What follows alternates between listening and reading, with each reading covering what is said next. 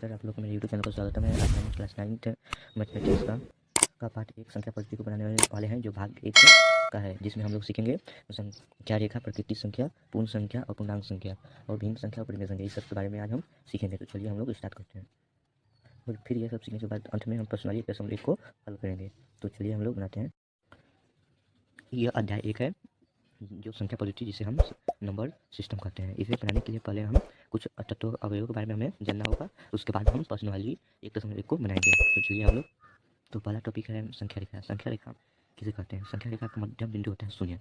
संख्या रेखा का मध्य बिंदु शून्य होता है, जो संख्या रेखा का मध्य बिंदु के दाहिने तरफ धनात्मक होता है और बाएं तरफ ऋणात्मक होता है, ठीक है, जिसे हम 1 2 3 4 धनात्मक को 1 2 3 4 और ऋणात्मक को -1 -2 -3 -4 -5 करते हैं। ऋणात्मक को हम माइनस से सूचित करते हैं और धनात्मक को प्लस से। तो हम जब 0 से दाहिने की ओर बढ़ेंगे तो धनात्मक, 0 से दाहिने की ओर बढ़ेंगे तो धनात्मक प्राप्त होगा, 0 से हम बाएं की ओर बढ़ेंगे तो ऋणात्मक प्राप्त होगा, ठीक है। तो हमें पूछा जाएगा संख्या रेखा किसे कहते हैं? जब एक रेखा पर धनात्मक, ऋणात्मक और शून्य को दर्शाया जाता है उसे हम संख्या रेखा कहते हैं या नंबर लाइन कहते हैं। तो यही इस टॉपिक में है। और जब हम 0 से हम आगे की ओर बढ़ेंगे, 0 से आगे की ओर, तो हमें क्या, हम भी बढ़ेंगे। 0 से जब पीछे जाएंगे, घटाएंगे तो ये भी घटेगा। जब हम इधर जाएंगे तो बढ़ेगा, इधर आएगा तो घटेगा। तो देखिए यहाँ 1 और 4 में कौन बढ़ा है? आप लोग को पूछेगा तो आप कहेंगे 4 बढ़ा है। क्यों बढ़ा है? जो 1 है 4 की ओर बढ़ रहा है, इधर बढ़ेगा, 1 4 की ओर बढ़ेगा, मतलब 0 से दाहिने की ओर जा रहा है तो ये बढ़ेगा, प्लस होगा।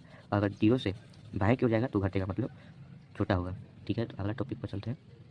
तो अगला टॉपिक है प्राकृतिक संख्या, नेचुरल नंबर। एक किसे कहते हैं? 1 से अनंत तक की गिनती की संख्याओं को प्राकृतिक संख्या कहते हैं। प्राकृतिक संख्या को n से सूचित किया जाता है।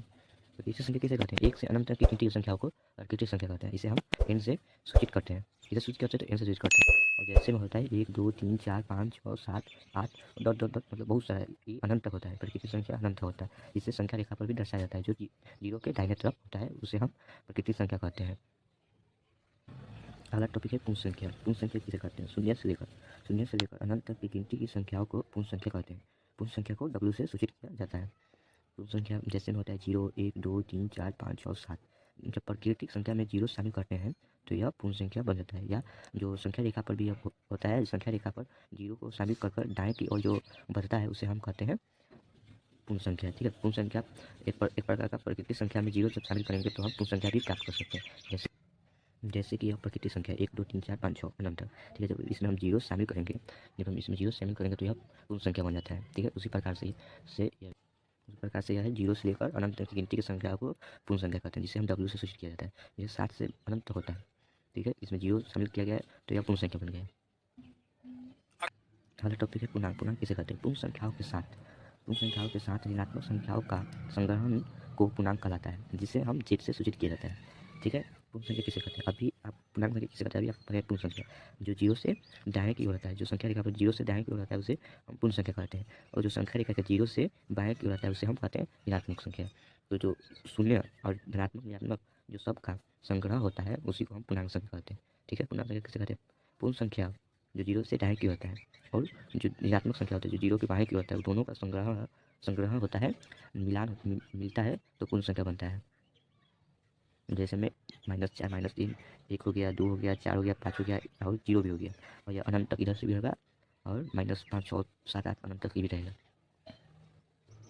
अगला टॉपिक है भिन्न संख्या। तो आप जानते होंगे कि भिन्न संख्या किसे कहते हैं? अंश बटा हर के रूप में लिखा जाता है।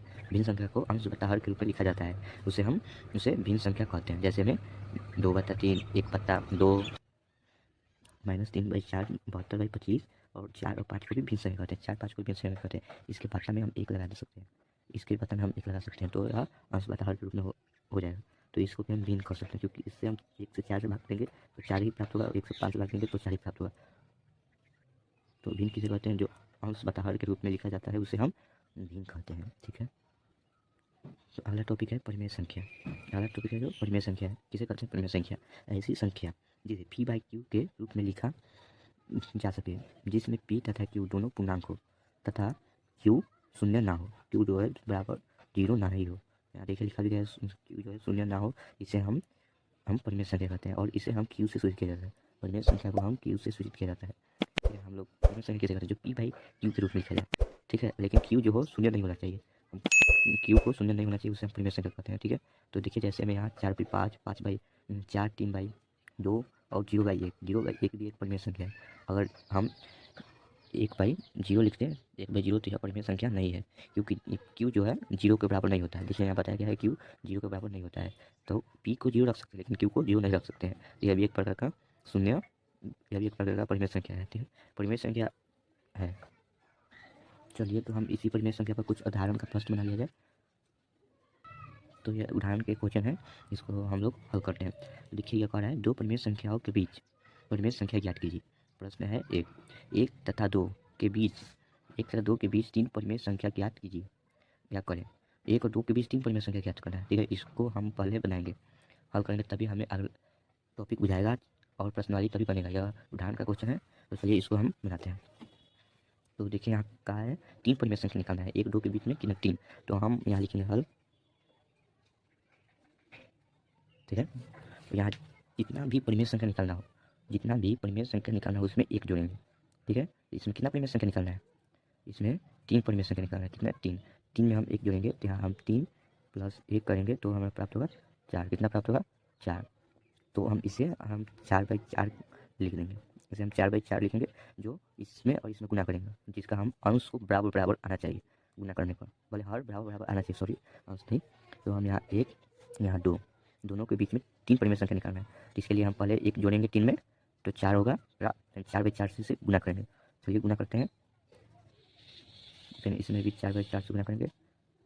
तो गुना करने के बाद यहाँ हमें प्राप्त होगा 4/4, यहाँ आ जाएगा, यहाँ जो आएगा 8/4 होगा। ठीक है, देखिए दोनों का हर जो है सेम आया है। ठीक है, तो देखिए 4 है और 8 के बीच में 3 परिमेय संख्या निकालना है। अब क्या हो गया? 4/4 हो गया, 8/4 हो गया, इसके बीच में 3 परिमेय संख्या निकालना है। इसके बीच में 3 परिमेय संख्या निकालने के लिए 4 के बाद क्या आता है? 5, 5/4 हो जाएगा। फिर 5 के बाद क्या होता है? 6/4 हो जाएगा। फिर 6 के बाद क्या होता है? 7/4 हो जाएगा। ठीक है, तो यह 3 परिमेय संख्या। इसके बाद 7/4 के बाद 8/4 हो जाएगा, और 5/4 के पहले 4/4 हो जाएगा। तो इसी प्रकार ऐसा हमें आगे भी मिलेगा बनाने के लिए क्वेश्चन। पर्सनली जब बनाएंगे तो हमें ऐसा क्वेश्चन बनाने के लिए मिलेगा। ठीक है, तो इसको बनाने के लिए पहले इसमें देखेंगे परिमेय संख्या, कितनी परिमेय संख्या ज्ञात करना है? तो 3 परिमेय संख्या ज्ञात करना है। तो हम पहले इसमें 1 जोड़ेंगे, तो 4/4 होगा, और हम दोनों में जिसके जिसके बीच में परिमेय संख्या ज्ञात करना है उस दोनों में गुना करेंगे। एक में 4/4 से गुना होगा, फिर 2 में 4/4 से गुना करेंगे, यहाँ 4/4 प्राप्त होगा, यहाँ 8/4 प्राप्त होगा। फिर दोनों के बीच की 3 परिमेय संख्या, 4 के बाद क्या होता है? 5/4, फिर 5 के बाद 6/4, फिर 6 के बाद 7/4 प्राप्त होगा। तो चलिए दूसरा भी क्वेश्चन है उसको भी बना लेते हैं। सॉरी आप लोग को नहीं दिखाई दे रहा होगा, आप लोग इसे कॉपी में भी उतार लीजिए। यहाँ देखिए कैसे आया, इसमें जब गुना किया है तो 4/4 प्राप्त हुआ है, इसको गुना किया तो 8/4 प्राप्त हुआ है, और इसके बीच के 3 परिमेय संख्या निकालना है। तो 4 के बाद 5/4, और 5 के बाद 6/4, और 6 के बाद 7/4, 3 परिमेय संख्या निकल गया। इसके बाद 8/4 आ जाएगा, और इसके पहले 4/4 आ जाएगा। तो यही 3 परिमेय संख्या निकल आया। तो देखिए प्रश्न 2 क्या कर रहा है? 2/3 तथा 4/3 के बीच 4 परिमेय संख्या निकालना है। इसको बनाने के लिए पहले हम यहाँ क्या कहा गया है? 4 परिमेय संख्या निकालना है। तो जितना परिमेय संख्या निकालने के लिए कहा जाएगा उसमें हम 1 जोड़ेंगे, तो यहाँ हम 4 में 1 जोड़ेंगे, तो कितना होगा? 5, और इसे हम 5/5 लिखेंगे, इसको बटा में भी 5 लिखेंगे। ठीक है, फिर इधर हम 2/3 लिखेंगे, फिर इधर 4/3 लिखेंगे, दोनों में 5/5 से गुना करेंगे, दोनों में 5/5 से गुना करेंगे। तो जब गुना करेंगे तो यहाँ 10 हो जाएगा और यहाँ 15 हो जाएगा। इसको जब गुना करेंगे तो 20 हो जाएगा, यहाँ 5/15 हो जाएगा। देखो हर दोनों का सेम आया है। ठीक है, तो हम इसमें गुना कर चुके हैं, जो 2 में 5 से गुना किए तो 10, और 3 में 5 से गुना किए तो 15, और 4 में 5 से गुना किए तो 20, और 3 में 5 से गुना किए तो 15। तो हर दोनों का सेम आया है। तो चलिए इस दोनों के बीच में हम कितना परिमेय संख्या ज्ञात करना है? 4 परिमेय संख्या ज्ञात करना है। तो हम इसको 4 परिमेय से 10 के बाद क्या आता है? 11/15 हो जाएगा, और 12/15, 13/15, और 14/15, 15/15, और ये चलेगा 16, 17, 18, 19, 20। लेकिन हमें पूछा कितना है? 4 परिमेय संख्या। इस दोनों के बीच के 4 परिमेय संख्या निकालना है। 11, 12, 2, 13, 3, 14, 4, ये हो गया 5। हमें 4 ही परिमेय संख्या ज्ञात करना है। ये 4 क्या हो गया? इस दोनों के बीच के 4 परिमेय संख्या हो गया, और ये 15/5, 5 परिमेय संख्या हो गया। तो अभी चलेगा, लेकिन हमें पूछा कितना गया है? 4 परिमेय संख्या ज्ञात करने के लिए, इसलिए हम 1, 2, 3, 4 परिमेय संख्या ज्ञात कर दिए। ठीक है, जितना भी हमें परिमेय संख्या ज्ञात करने के लिए कहेगा उसमें हम 1 जोड़ेंगे, 1 जोड़ेंगे तो 5 होगा, उसे 5/5 के भिन्न के रूप में लिखेंगे। फिर उसके बाद 2/3, जो 2/3 में आया है उससे गुना करेंगे, और 4/3 में गुना करेंगे, जो प्राप्त होगा उसके बाद वह संख्या को लिखते जाएंगे, जितना कहेगा उतना ही लिखेंगे। 4 कहा था तो हम 10 के बाद 11, 11 के बाद 12, 12 के बाद 13 के बाद 14, लेकिन हर से माना चाहिए तभी यह होगा। हर से नहीं आएगा तो यह गलती हो जाएगा, मतलब आप लोग यहीं गलती कर रहे हैं। आप लोगों को ध्यान देना है, जितना भी परिमेय संख्या का है उसमें आप लोगों को एक जोड़कर गुना करना है, ठीक है। तो अब हम प्रश्नवाली ये दोस्तों, तो प्रश्न की ओर बढ़ते हैं, प्रश्न को बनाते हैं। देखिए यहाँ कह रहा है क्या शून्य एक परिमेय संख्या है? क्या इसे हम इसे इसे आप पी बाई क्यू के रूप में लिखा जा सकता है? पूछ रहा है कि शून्य एक परिमेय संख्या है कि नहीं, और इसे पी बाई क्यू के रूप में लिखा जा सकता है कि नहीं, यही इस क्वेश्चन है। और देखिए क्या लिखा है, आप पी बाई क्यू के रूप में लिख सकते हैं जहाँ पी और क्यू पूर्णांक है और क्यू जीरो नहीं है। बराबर देकर जब बीच में से काटा जाएगा, इसके मतलब होता है वह जीरो नहीं है, ठीक है। तो यह कह रहा है क्या शून्य एक परिमेय संख्या है? तो हाँ, यह बिल्कुल परिमेय संख्या है, यह आप पढ़ चुके हैं। क्या इसे आप पी बाई क्यू के रूप में लिखा जा सकता है? जहाँ देखिए यहाँ लिखा है जहाँ पी और क्यू पूर्णांक है और क्यू जो है वह शून्य नहीं है। तो चलिए हम कॉपी में प्रश्न को उतार लेते हैं। तो हम लिखेंगे हाँ शून्य एक परिमेय संख्या है। तो क्यू है शून्य एक परिमेय संख्या, ये भी इसमें पूछा गया है। तो देखिए यहाँ कहा गया है शून्य, जो क्यू है जो शून्य नहीं है। ये पहले हम पता करेंगे जो पी बाई क्यू के रूप में रहता है वो कौन सा संख्या रहता है। आप पढ़े हैं, हम पीछे अभी बताए हैं, पी बाई क्यू के रूप में जो रहता है उसे हम परिमेय संख्या कहते हैं। रुकिए आपको दिखा रहे हैं। देखिए हम बताए थे परिमेय संख्या किसे कहते हैं? जो पी बाई क्यू के रूप में लिखा जाए उसे हम परिमेय संख्या कहते हैं, ठीक है। लेकिन देखिए यहाँ लिखा गया है दोनों पूर्णांक हो तथा पी बड़े क्यू जो है शून्य के बराबर नहीं होना चाहिए, ठीक है। क्यू शून्य नहीं होना चाहिए। देखिए हम लिखवाए थे आपको परिमेय संख्या किसे कहते हैं, इसे हम क्यू के रूप में सूचित किया जाता है, ठीक है। देखिए हम एग्जाम्पल में आपको लिखवाए थे परिमेय संख्या किसे कहते हैं। देखिए यहाँ 0/1 भी लिखवाए हैं एग्जाम्पल में, क्योंकि जो पी बाई क्यू के रूप में रहता है तो हम पी बाई यहाँ क्यू लिखेंगे, यहाँ पी बाई क्यू लिखेंगे। तो यहाँ देखो क्या लिखेंगे, क्यू जीरो नहीं होना चाहिए। भले पी जीरो रहो उससे नहीं मतलब है, लेकिन क्यू जीरो नहीं होना चाहिए। तो इसी पर इसको हम 0/1 लिख सकते हैं। हम पूर्णांक के रूप में लिख सकते हैं कि नहीं, जीरो को भी पूर्णांक के रूप में लिख सकते हैं। क्यों लिख सकते हैं? क्योंकि देखिए यहाँ दर्शाया गया है क्यू जीरो नहीं है। अगर क्यू जीरो यहाँ होता ना तो इसे हम पूर्णांक के रूप में नहीं लिख सकते, यह गलत है। पूर्णांक इसे हम परिमेय संख्या के रूप में नहीं लिख सकते। परिमेय संख्या किसे कहते हैं? जो पी बाई क्यू के रूप में हो, लेकिन क्यू जो हो जीरो नहीं होना चाहिए। यहाँ पी जीरो है, ध्यान दीजिएगा, यहाँ पी जीरो, देखिए पी बाई क्यू के रूप में लिखा जाता है, यहाँ पी जीरो है, क्यू जीरो नहीं है। तो इसीलिए यह पी बाई क्यू के रूप में इसे लिखा जा सकता है। शून्य को पी बाई क्यू के रूप में लिखा जा सकता है। और शून्य को एक से भी भाग देंगे तो शून्य ही प्राप्त होता है। जब भी कोई संख्या को एक से भाग देते हैं तो उतना ही प्राप्त होता है, ठीक है। तो हम यहाँ लिखेंगे हाँ शून्य को हम पी बाई क्यू के रूप में लिखा जा सकता है। यहाँ हम लिखेंगे हाँ शून्य को पी बाई क्यू के रूप में लिखा जा सकता है। क्यों क्यों लिखा जा सकता है, ये आपसे पूछ सकता है कोई। तो देखिए यहाँ बताया गया क्यू जीरो नहीं है, क्यू जीरो नहीं है, ये आपको यहाँ ध्यान देना है। तो क्यू जीरो नहीं है तो पी को तो हम जीरो ले सकते हैं ना, तो पी बाई वन लिख देंगे, ठीक है। 0/1 मतलब कितना प्राप्त होगा, हमें जीरो ही प्राप्त होगा। तो हम जीरो को क्या कर सकते हैं, पी बाई क्यू के रूप में लिखा जा सकता है, ठीक है। तो हम चलिए आगे क्वेश्चन पर चलते हैं। देखिए तो हम दोनों भी क्वेश्चन उठा लिए। तो यहाँ देखिए क्या कर रहे हैं, 3 और 4 के बीच में 6 परिमेय संख्या ज्ञात करना है। हम आपको 2 उदाहरण के देकर हम समझाए थे इसी वीडियो में कि देखिए पहले जितना परिमेय संख्या का है उसमें एक जोड़ना है। तो यहाँ कितना परिमेय संख्या कहा गया है, 6 परिमेय संख्या कहा गया है। तो 6 में हम जब एक जोड़ेंगे तो कितना होगा, 7 होगा। तो हम इसे हम 7/7 लिखेंगे, 7 होगा तो उसे 7/7 लिखेंगे। और जो दो परिमेय जो संख्या देगा, जो दो गो संख्या के बीच में 6 परिमेय संख्या निकालने के लिए ज्ञात करने के लिए कहेगा, उसमें दोनों से गुणा करेंगे। तो यहाँ हम 3 लिखेंगे और 7/7 से गुणा करेंगे। फिर यहाँ 4 लिखेंगे और 7/7 से गुणा करेंगे। दोनों में गुणा करेंगे, दोनों के भीतर 6 परिमेय संख्या निकालेंगे, दोनों के बीच में 6 परिमेय संख्या निकालेंगे। तो 7 3 बाई 7 और यहाँ आएगा, इसमें से गुणा करेंगे, 7 चौका 28 बट्टा 7। दोनों के बीच में हम अब इसके और इसके बीच में पूछा गया है 6 परिमेय संख्या निकालना है। तो हम यहाँ लिख देंगे 21 के बाद क्या आता है 22/7, ठीक है। यहाँ लिख देंगे हम 23/7, फिर यहाँ लिखेंगे 24/7, फिर यहाँ लिखेंगे 25/7, ठीक है। फिर यहाँ 26/7, ठीक है। फिर यहाँ लिखेंगे 27/7। देखो तो 1 2 3 4 5 6 कोई को 6 को परिमेय संख्या निकल गया। तो हम यहाँ हम लिख देना है 6 परिमेय संख्या बराबर देखकर, यहाँ कॉपी जगह नहीं है, आप लोग अपना लाइन बाय लाइन बढ़िया से लिख लेना। तो यहाँ लिखिएगा 6 परिमेय संख्या, क्या लिखेंगे 6 परिमेय संख्या,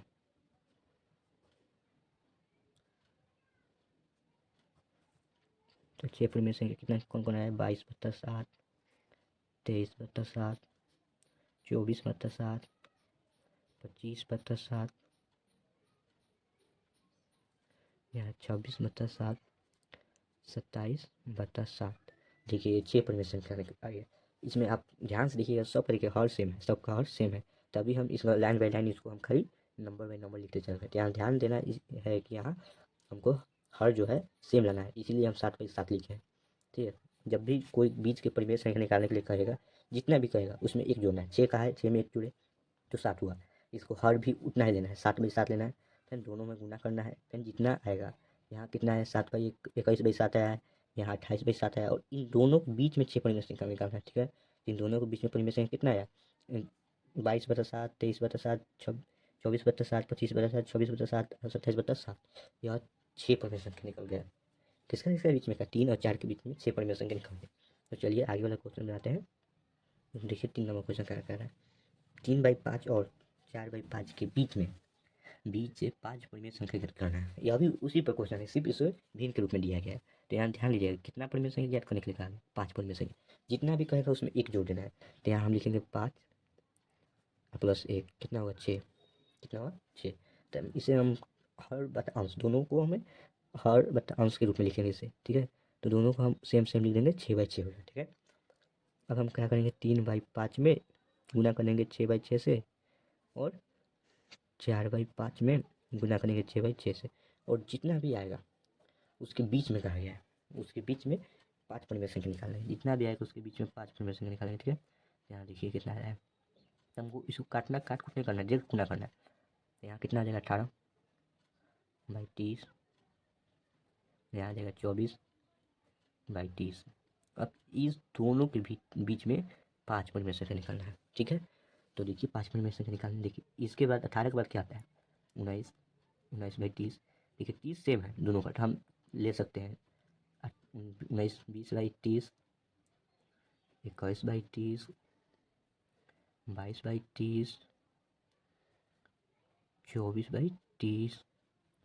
देखिए तो 1 2 3 4 5। ठीक है,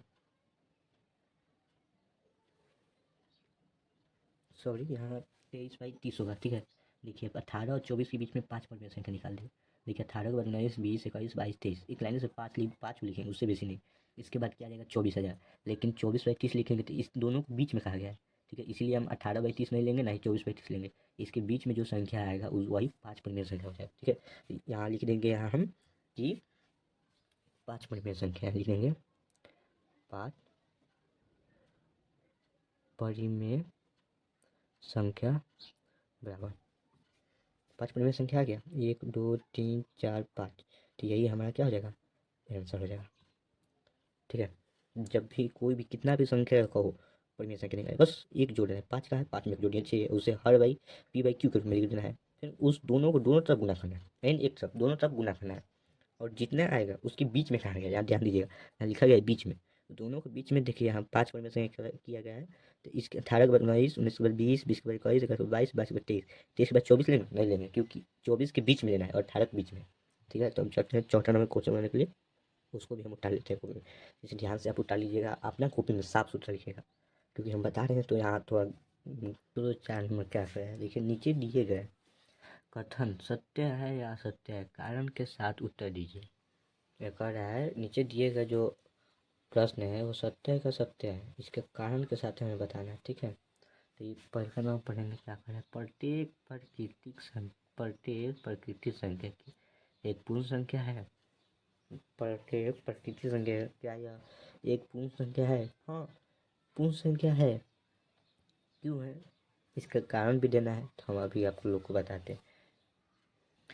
देखिए तो हल में लिखेंगे प्राकृतिक संख्या, प्रत्येक प्रकृति संख्या एक पूर्ण संख्या है।